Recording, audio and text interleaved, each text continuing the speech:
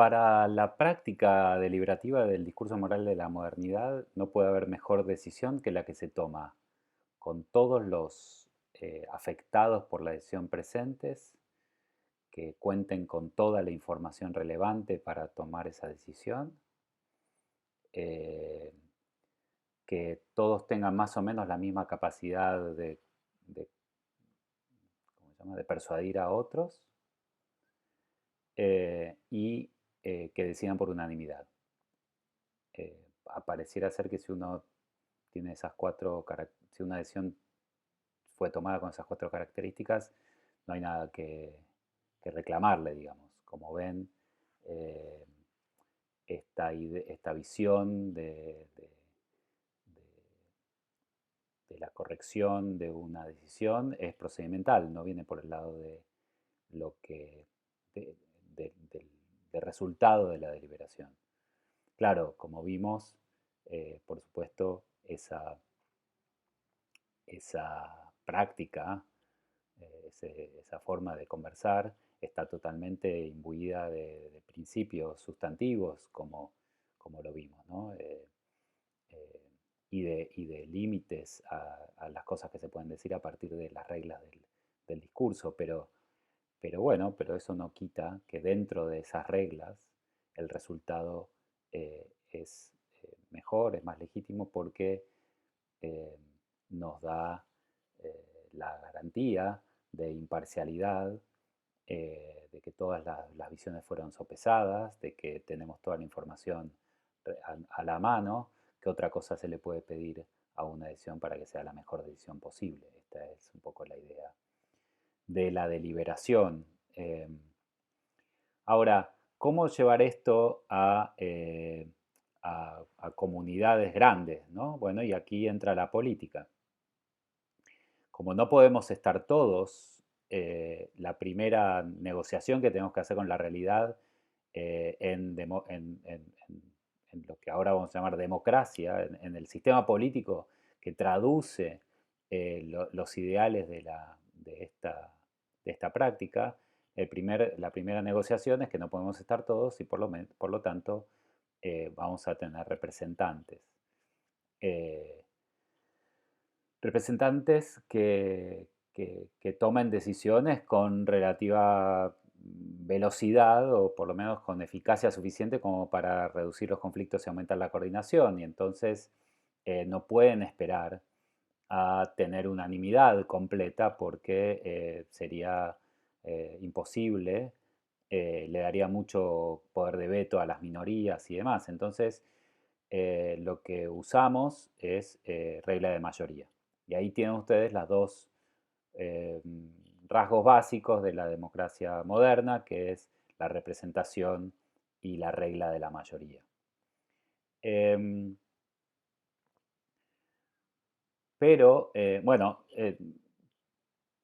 es una preocupación eh, para una, eh, para una justificación deliberativa de la democracia este abismo que puede ser grande o relativamente pequeño entre nuestros ideales de universalidad y unanimidad y la realidad de la representación y la regla de la mayoría.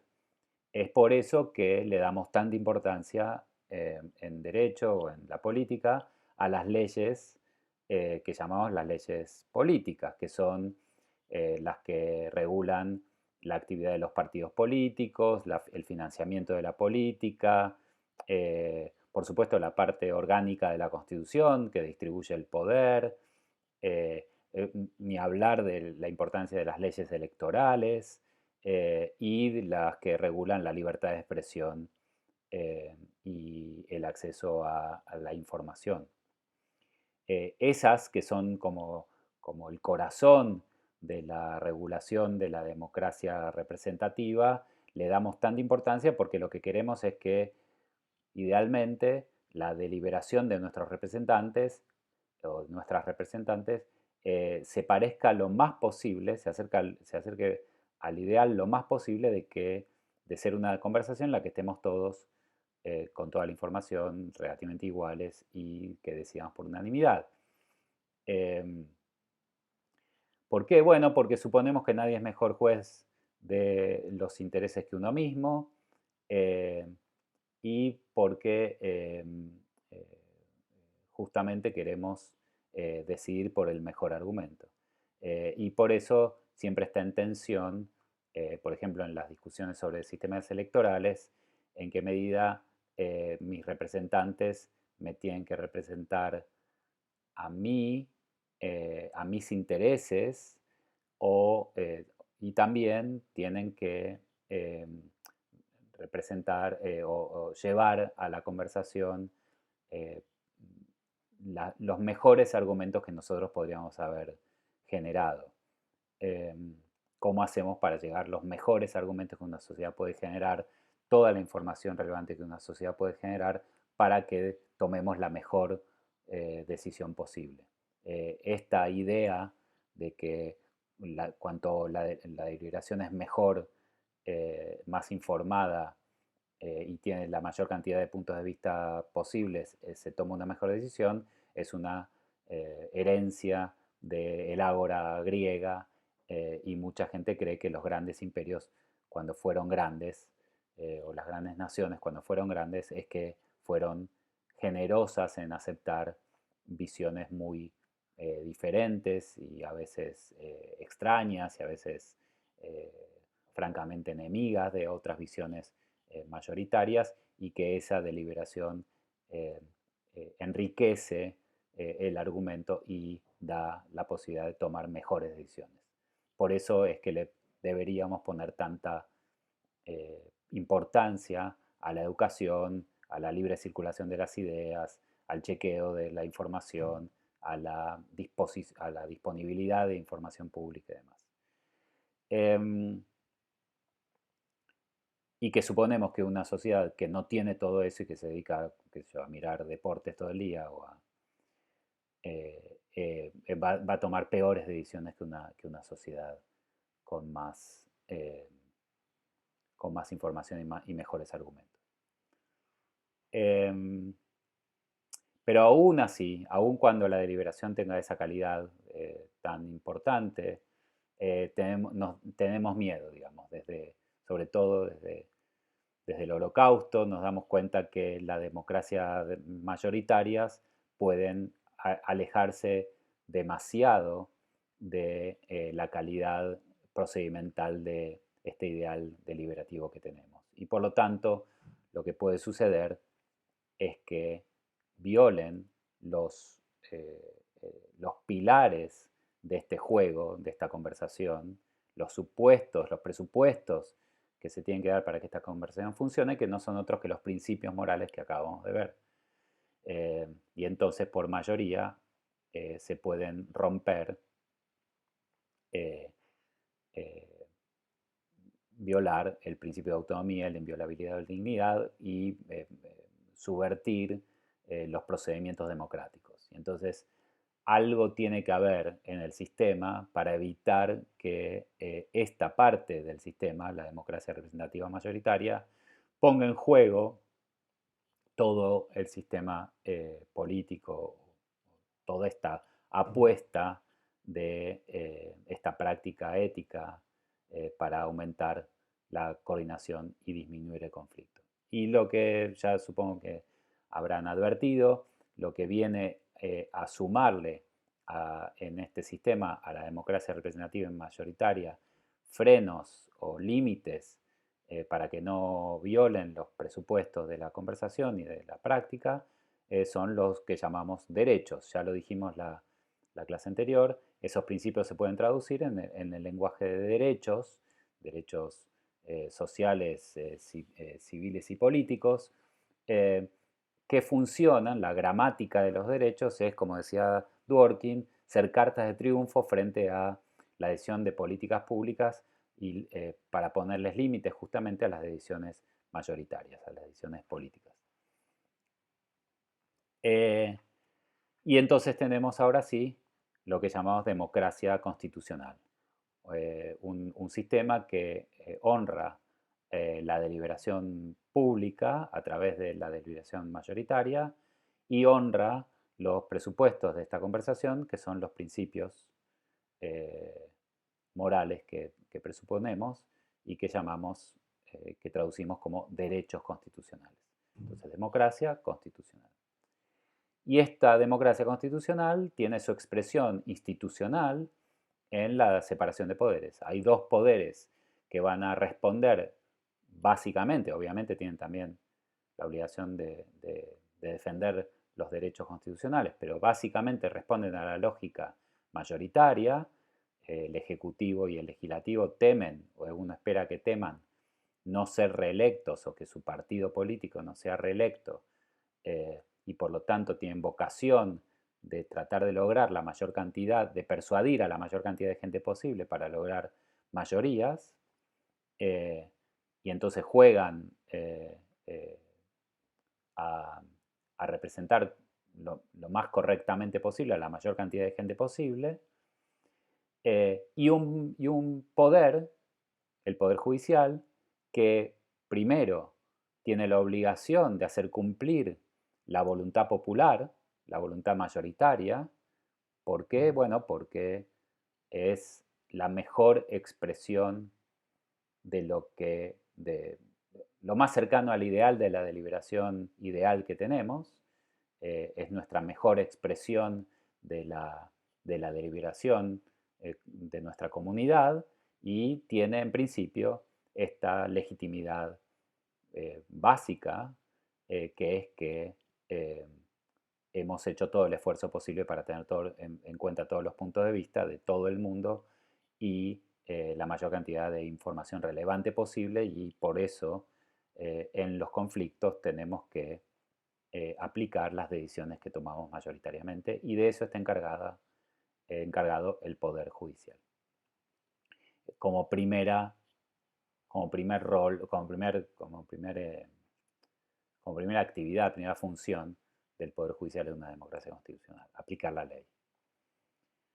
El segundo es obviamente lo que llamamos control judicial de constitucionalidad, que es impedir que las decisiones mayoritarias violen los presupuestos del juego. Impedir que las leyes violen los derechos constitucionales o violen viole la Constitución. Y entonces, ¿por qué? Bueno, porque si permitimos que las mayorías pongan en cuestión los principios en los que se basa el sistema, se acaba el sistema, o eh, cambian las reglas de procedimiento del sistema, otra vez eh, eh, termina el sistema en el que estamos comprometidos. Así que alguien tiene que controlarlo. Obviamente no es el único, pero dentro de la división de poderes, claramente el Poder Judicial tiene esta prerrogativa, cuando la tiene. Eh, eh, Hay una última cuestión respecto del rol del Poder Judicial, que es que a lo largo del tiempo las decisiones que se toman respecto de cómo aplicar la ley y cuáles son los límites que pone la Constitución o los derechos a lo que pueden hacer los representantes mayoritarios, esas decisiones no pueden cambiar de un día para el otro. La gente toma decisiones respecto de su plan de vida, teniendo en cuenta las decisiones comunitarias, las leyes y la Constitución, y por lo tanto uno no puede estar sujeto al arbitrio de jueces que un día deciden una cosa y deciden otra, porque entonces no, el lenguaje del derecho, el lenguaje de la política democrática no se va a entender. Es un lenguaje roto que no da ningún mensaje y por lo tanto no coordina acciones y aumenta el conflicto. Esta tercera función, que a veces cumple la jurisprudencia cuando hay una obligación del precedente, otras veces la cumple la doctrina en la tradición codificadora, eh, ha sido eh, ha sido ilustrada por metáforas que usaron los filósofos del derecho en las últimas décadas, como por ejemplo la metáfora de la novela encadenada de Dworkin, la idea de que supongan que se les da a un grupo de escritores el trabajo de escribir una novela y a uno se le da el primer capítulo y a otra el segundo y a otra el tercero y a otro el cuarto y así. Cuando uno está escribiendo el quinto capítulo, tiene que leer los cuatro capítulos anteriores porque si no la novela carecería de integridad. Y este principio de integridad, dice Dworkin, es un principio clave para el derecho. Eh, un personaje no puede hablar si fue asesinado en el capítulo anterior. Así que eh, los escritores tienen esta obligación cuando hacen una novela encadenada de darle sentido a la novela completa y por lo tanto a medida que va avanzando la novela uno tiene por supuesto una, un ámbito de libertad para llevar la novela donde le parezca que va mejor, y, pero un ámbito de restricción porque hay cosas que ya no se pueden decir. Nino tiene la famosa metáfora de la catedral, la idea de que en las catedrales medievales, tardaban muchos siglos en realizarse y los arquitectos no eran siempre el mismo. Y por lo tanto, cuando un nuevo arquitecto llegaba a la catedral tenía un dilema. Y el dilema era si le parecía muy fea la catedral o muy mala o muy mal estructurada, tenía dos opciones. O tirarla abajo o seguirla. Tirarla abajo tiene un costos enormes, la gente viene pagando por esta catedral, hubo muertos entre los albañiles de la catedral, gente de la ciudad que entregó sus familiares para construir la catedral. La verdad que tomar una decisión de tirar abajo algo y empezar de nuevo requiere un enorme poder. Por eso Nino siempre dice en sus textos que en ese momento cambiar así el derecho, solamente un Lenin eh, o un Napoleón fueron, tuvieron esas posibilidades, pero no siempre sucede. Ahora, ¿qué pasa si aceptamos lo que hay? Bueno, cuando aceptamos lo que hay, aunque no nos guste, lo que hay nos impone continuarlo más o menos parecido. Si uno tiene una catedral que viene siendo románica y uno es un fanático de Le Corbusier, es complicado poner una catedral, no sé, gótica que está lleno de cositas, un muro blanco en el medio. Así que eso la destruiría tanto estética como estructuralmente. Entonces, la idea de Nino es que uno en su momento, otra vez, tiene que continuar la construcción tratando de mejorarla y con la esperanza de que los arquitectos que eh, sigan mejorando la catedral. Lo mismo pasa con la metáfora, otra metáfora que usa Nino, que es la metáfora de la orquesta. Si uno llega a una orquesta y tiene una visión diferente de la sinfonía que se está tocando, aunque uno sea el mejor violinista de todos los tiempos, no puede imponerla o decidir que uno va a tocar la sinfonía como se le cante porque la sinfonía se rompe. Y por lo tanto tiene que ir negociando y persuadiendo a los demás de acercarse a su ideal de sinfonía, eh, dado que el derecho es una práctica colectiva, ya no es una deliberación entre dos. Eh, Estas son entonces las tres funciones o las tres fuentes de derecho en una democracia constitucional. La ley es fuente de derecho porque es el mejor resultado de la mejor deliberación que podemos tener. La Constitución es fuente de derecho porque es la que regula y defiende los pilares de la conversación, de la práctica, y esta última, la idea de consistencia semántica, o Nino a veces lo llama la constitución histórica, o la idea del principio de integridad en Dworkin, es esta idea de que eh, si bien la ley dice algo, la constitución dice algo, también dice algo la práctica que se viene dando a lo largo del tiempo y los acuerdos interpretativos que venimos haciendo para que toda esta práctica tenga sentido.